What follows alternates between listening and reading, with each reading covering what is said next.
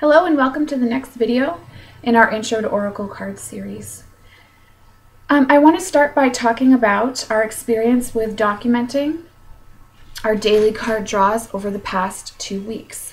I know in the previous video I said it would be a 1-week experiment. Unfortunately, it did spread into 2.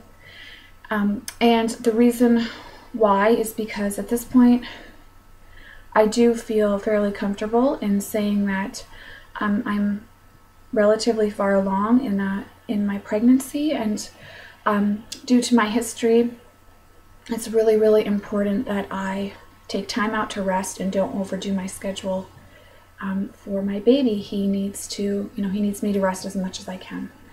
And I've also been I spend a little bit more time at the doctor's than one would normally spend when they were pregnant. So that, with my work schedule and my tarot reading schedule, sometimes means that I don't get videos out every week, and I apologize if you've had to wait. I assure you it's been for a reason. And I can't always respond to messages and things like that, and I apologize for that as well, but it is for a reason.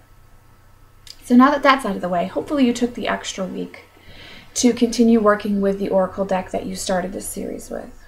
I really hope you've been able to meditate with some of the cards and that you've continued with your daily draw.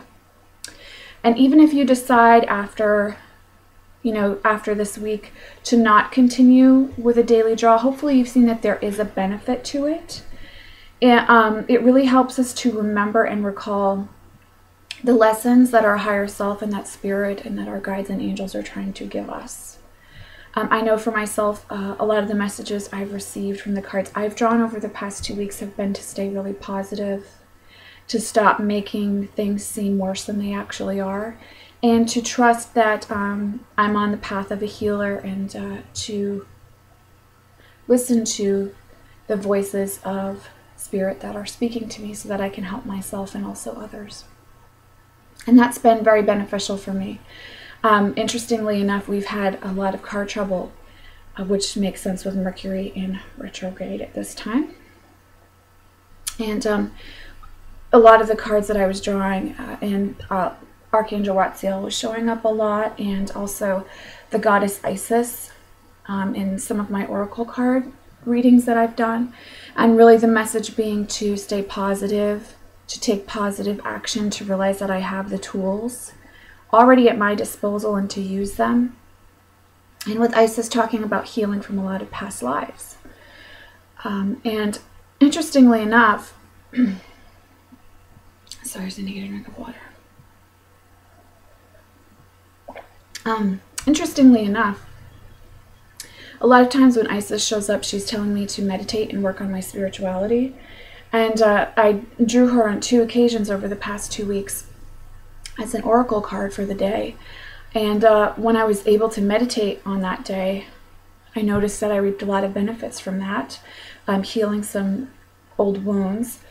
But when I didn't end up having time to meditate when I drew her, I noticed that I really felt like there was something I had left undone in my day, and almost to a certain extent an opportunity missed.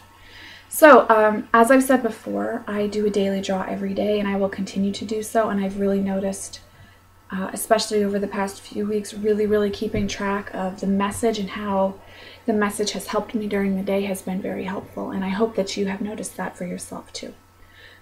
So let's talk about working with larger card spreads while we work with our oracle cards. You'll find, if you do research online, and if you look in the back of the large book or little white book that accompanied your deck, that there are various oracle card spreads for you to try. Don't feel like it has to say oracle card for you to try it. There are quite a few card spreads that you can use tarot or oracle cards for, and even if it's technically a tarot card spread, you might find that it lends itself really well for working with your deck. So feel free, especially over the next few weeks, to experiment with different card spreads. For some of these card spreads, especially when you first start working with them, I do recommend that you have a specific question or a specific area in your life that you want to look into in your mind as you're shuffling your cards before you lay out your cards for your spread.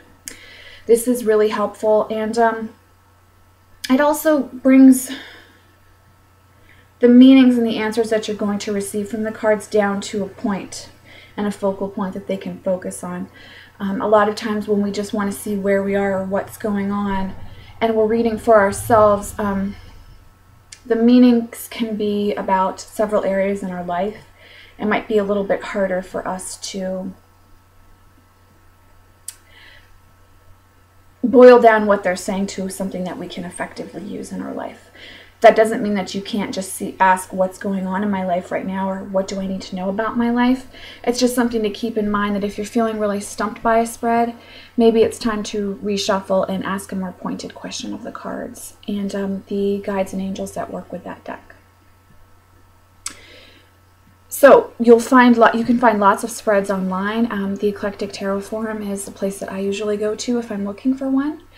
And you also have the option to do a completely intuitive spread. And I have an example of that in my tarot series, which you can feel free to go check out. For today, I thought we would take a look at a past, present, future spread, which you'll see in almost every book that you get on Oracle and Tarot cards, and is without a doubt, in one form or another, probably in the book that accompanies your deck. And then we can also take a look at a slightly larger spread and how that can help you in your life. So first of all, we're going to do a 3-card spread. It's really important before you do your tarot reading for yourself or for anyone else, but especially for yourself, and especially if you have a question that you need, that's something that's really important to you right now and that you might be feeling very conflicted about or stressed about in your life. It's really important that you take the time to get grounded, to relax, make sure that you're breathing, softly and fluidly but deeply, and that you're comfortable enough and calm enough before you start the reading, so that you're able to get the most out of it and hear and intuit or see or feel the messages that you need to from the reading. So I'm going to just turn the camera around so that we can work on this past, present, future spread. But I invite you, before you start to do your own spread, to really take a few minutes out to calm down and relax. If meditating works for you, which I really recommend everyone gives meditation a try, go ahead and meditate for a few moments just to calm down and relax enough so that you can hear the messages clearly. I also like to gather a few sacred objects with me to have them there for the reading. I work with stone divination, as I talked about recently, and I always have stones with me when I work. Today I have a sodalite stone, and I have a clear quartz crystal. I also have a totem representation of mountain lion. It's a totem that I work with. And I like to put my spreads, for the most part, on a quilting patch from square from my great-grandmother. So you'll see that I have that spread out and set up in the reading. If you choose to do this for yourself, working with stones or crystals, or any kind of energy from the earth, and also representations of sacred things in your life, pay really close attention during your reading to the messages that you receive from them, because they're willing participants in your reading as well, and they will have good and important and worthy messages for you also. So I will see you in a few minutes for our past, present, future spread.